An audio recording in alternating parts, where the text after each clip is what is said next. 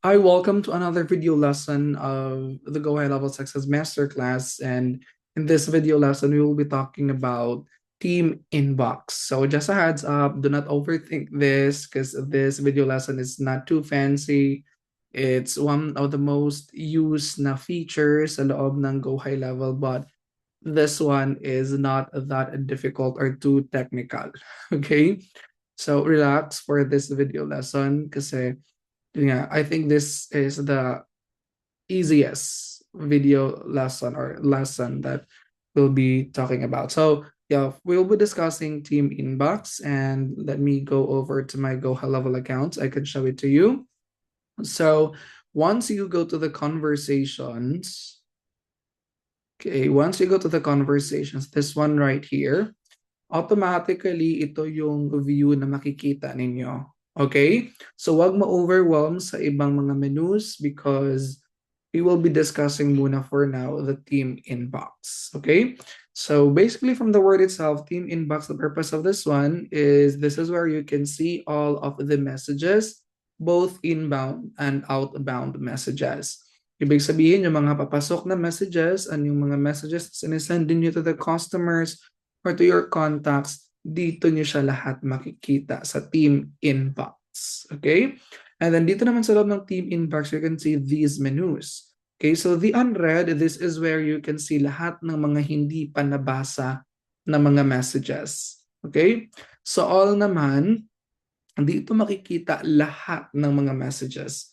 Either nabasa man yan or hindi siya nabasa, you will see all of the messages here. Sa recents naman, this is where you can see from the word itself, recent, okay? So this is arranged based on the latest, okay? Ang mga messages na na-receive ninyo. And then this one, sa start naman, this is where you can see the messages na favorite ninyo. So the purpose of starring, okay, messages is gusto nyong magstay on top of your mind yung message na yon. Kasi for example, you are radically following up that contact, so you might want to star that para mas madali mo siyang makita. Okay? Or if that contact is a VIP, may kailangan ng constant follow-up, kailangan ng constant messaging, then you might want to use this start because you can see here all of the, I would say, important messages na gusto nyo makita agad-agad. Okay? And then here, ito sa gitna, this is where you can see all of the conversations. For example, if may mag-send ng email, if may mag-send ng SMS, this is where you can see it. Now, it function almost similar sa Gmail. But the only difference is that sa Gmail kasi email lang yung natatanggap, di ba? Or email lang din yung nasasend ninyo.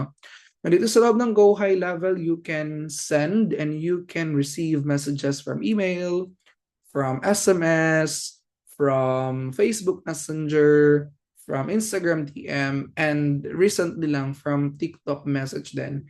You can view all of the messages na here. Okay? And dito naman sa bandang right, this looks very similar dun sa contacts. Okay? Now you can see here, dito you can see the contact details, right? Dito naman you can see the recent activities ng contact na yon. You can see here the recent activities, the associations, the opportunities, the tasks.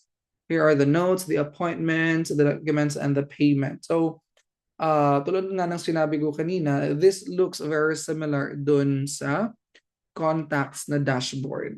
Okay? So, yun siya. So now, let's try to send messages, okay, sa contacts natin. So I'll be creating muna a sample contact for now. So let me go to contacts kasi this one is very bare. So wala talaga tong laman. Okay? So let me go to add contact. Let me just put my name muna here. Email natin. I'll be using this one. I'll just click and save. All right. So now, as you can see, ito na siya. Ito yung mukha niya. But if you're going to observe, tulad ng sinabi ko kanina, it looks very similar dun sa contacts.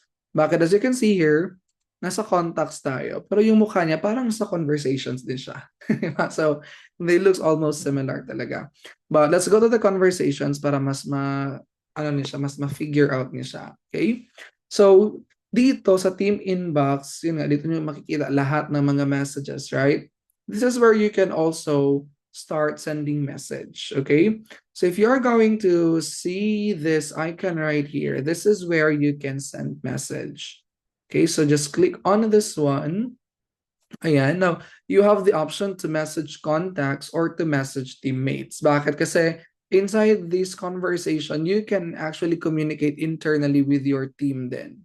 Okay, which I will be showing sa inyo mamaya. But for now, we will focus muna on how you can message a specific contact, right? So let's choose this one, message contacts, and now you will be given the chance to choose kung sino yung contact na sasendan ninyo. Now, guys, you can also do this directly inside sa contacts, okay? Just to give you another perspective. For example, if you want to message this contacts, a gem test, you can just click on this one, and then you can directly message na rin the contact from here. You can directly message the contact na from here. Okay? But since this lesson is about conversation, so we'll be doing that here sa loob ng conversations. And I will be showing din sa inyo mamaya na magsisync yan doon sa loob ng contacts. Okay? So let's create a new message. Let's message the contacts. And then from here, I'll click on this contact. And for the chat type, makakapili tayo if you want to send it through SMS, email, WhatsApp, or through internal comment. Okay? Internal comment, this is where you can communicate with your team. All right? So let's say, for example, I want to choose an email and then just click on create conversations.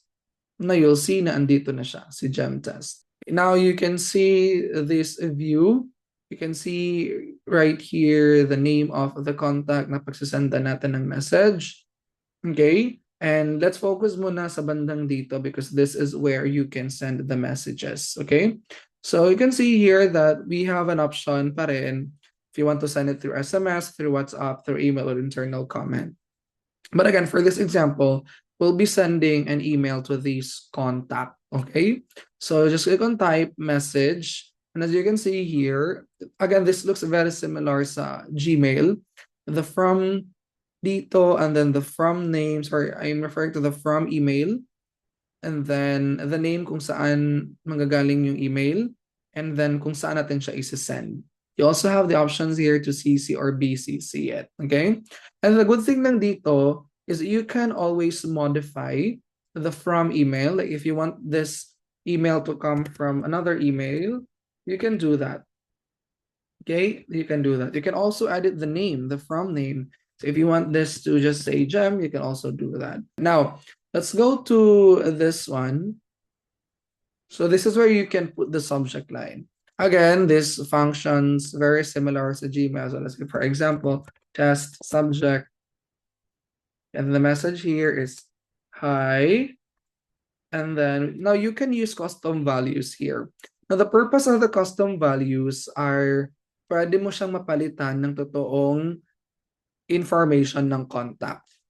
For example, if I click on this one and then I want to use the first name of the contact, I'll just have to go to the custom values, go to contact, and then choose the first name. So ibig sabihin, if I will be sending this email out, this contact first name will be replaced by the actual first name of the receiver, okay, of the contact. Now, the main purpose of this one is whenever you are sending bulk messages, so instead of you saying, hi, Jem, hi, Blanche, hi, Bria, and so on and so forth, now, you can just use this custom value para mapalitan siya automatically ng mismong first name ng contact. You just have to make sure that that contact has a first name in record. Ibig sabihin, may first name siya dito sa loob ng Go High Level. Okay? So, yun lang yung kailangan mong i-make sure. Na yung custom value na gagamitin mo, dapat si contact, may laman din yung custom value na yun. Okay? For example, if you want to use the first name, dapat si contact may first name. If you want to use the last name na custom value, dapat si contact may last name din siya. If you want to use the custom value for email, dapat si contact may email din siya. Okay? Kasi if wala, walang mapapalit sa custom value na to. Okay? Walang mapapalit sa custom value na to. So let's say hi, contact first name, and then I'll say here just want to keep in touch, something like that. Okay? And then let's say best, Another custom value or set of custom values then is for the company's information. So instead of you typing, let's say, Gems Company, Blanche's Company, na paulit-ulit, you can just go to custom values and then go to account. And here you can see all of the informations of the business. Okay. So again, instead of saying Gems Company, I can just go to account and then choose name. And then once I send this out, mapapalitan siya ngayon ng pangalan ng company. Okay? You just have to make sure lang, that the business profile ay may information siya. So let me just jump into that real quick. So when you go to settings, okay, and business profile, so this is where you can see all of the informations of the business. So ito yung gagamitin na custom value doon sa messages. For example, the business name, the business email, the business phone, okay, the business website. So these are the informations na gagamitin when you try to send custom values. That's why you have to make sure that these informations right here are filled out or are correct. Kasi once na gagamitan mo siya ng custom values, you want to make sure that you are sending the correct information. So let's go back to the email that we were trying to send earlier. Nawala siya. So let's just do that again anyway. And then email, create conversation. Okay, so andito pa rin siya na save siya. Ayan, so best location name. And then I'll try to send this. So ayan, now you can see na meron na tayong isang email dito. Alright, now we have one email here. So once you click on this one, tignan nyo, napalitan yung first name ng Gem. And then napalitan din yung location name or company name ng mismong pangalan ng company. Okay? So, yun. And again, the reason why bakit may Gem dito kasi that's the first name of the contact. Now, you just have to make sure that the custom value you are trying to use is andito rin siya. Now, we will be having a more in-depth discussion about the custom values, but at least for now, I am giving you a glimpse of how you can start using custom values. Again, very important lang na when you are using custom values, dapat existing yung custom values na gusto nating gamitin. Okay? So, yun. And here then, sa may taas, I also want to discuss this one. You can filter actually the conversations from here. For example, if you want to see all of the conversations on the activities, yes, because hindi lang conversations yung makikita natin dito sa loob, you will also see activities. Now, example of the activities are appointments, opportunities, payments, invoices. Lalabas din yan siya dito sa loob ng conversations natin na dashboard. So, ibig sabihin, if you are transferring one contact from one opportunity to another opportunity, you will also see the updates dito. Okay, so that's the good thing of Go High Level because you don't have to go to a lot of dashboards because again, halos lahat na nangyayari sa isang contact, makikita mo dito yung details, right? And again, going back, if you want to see both conversations and activities, click on all. But if you only want to see the conversations, you don't want to see the activities, choose conversations. Now, if you want to see lahat ng activities and not the conversations, just check activities. And if you want to filter pa na mas specific, if you want to see only SMS, call, WhatsApp, email, the internal comment, and so on and so forth, you can also do that here sa loob ng conversations. Okay? Now, let me just discuss din itong internal comments. So this is where you can internally communicate with your team with regard to a specific contact. Kasi for example, gusto Gem Test, gusto nyo na i-follow up siya ng ibang team member. You can actually do that. So just click on this icon right here. Okay, itong icon dito. Just have to click on this one. And then, piliin natin si internal comment. Now here, you can mention a specific team member. For example, I want to assign this to Blanche. Okay, so I'll just have to click on this one. Blanche, please follow up these contact, right? And then I'll just click on send a message. Again, now Blanche will be notified and she will be able to see this comment right here. And through this, pwede na siya na yung mag-follow up ng contact na to moving forward. Okay? And then dito din guys, this is where you can also ring or call the contact. Ito naman if you want to archive the contact. Ito if you want to star the contact dito. Okay? If gusto niyo siya na madagdag, click on this one. This is where you can mark the contact as read or unread, and this is where you can delete naman the conversations. So yun, talaga na sinabi ko, this video lesson is very easy. Parang nagamit nyo na nga siguro to sa ibang apps. So, yun lang naman for this video lesson. If you have any questions, drop them in the comments below and I'll see you guys on the next one. Bye for now.